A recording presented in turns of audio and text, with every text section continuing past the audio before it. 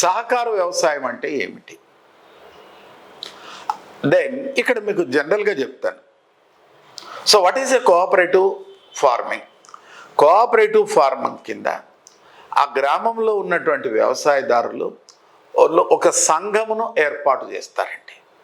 ప్రభుత్వం ఒక గ్రామంలో సంఘమును ఏర్పాటు చేస్తారు.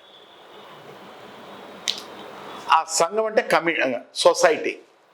The state government established A society in every revenue village. ప్రతి రెవెన్యూ గ్రామంలో ఒక సొసైటీని ఏర్పాటు చేస్తారు. ఈ సొసైటీని సహకార చట్టాల మేరకు రిజిస్ట్రేషన్ చేస్తారు. This society to be registered as per cooperative acts. Okay, right.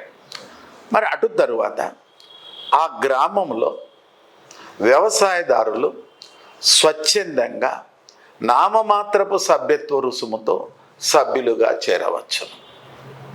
So one facility provided to the villagers.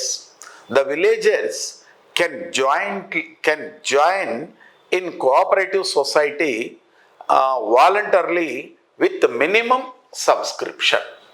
అయిన తర్వాత ఆ సంఘానికి ఎన్నికలు జరుగుతాయి. ప్రజాస్వామ్య పద్ధతిలో ఎన్నికలు జరుగుతాయి. ఓకే, రైట్, అదంతవరకు అవుతుంది.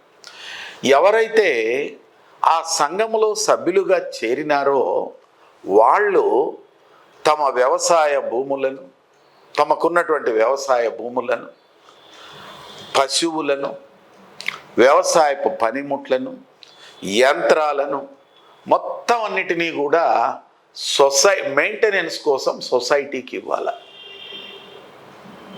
ఆ గ్రామంలో ఎవరెవరైతే ఆ సొసైటీలోకి చేరినారో వాళ్ళు తమకున్నటువంటి భూమిని, పశువులను, వ్యవసాయ పనిముట్లను, వ్యవసాయపు యంత్రాలు ఏమైనా ఉంటే వాటన్నిటినీ నిర్వహణ కోసము they must given to the society.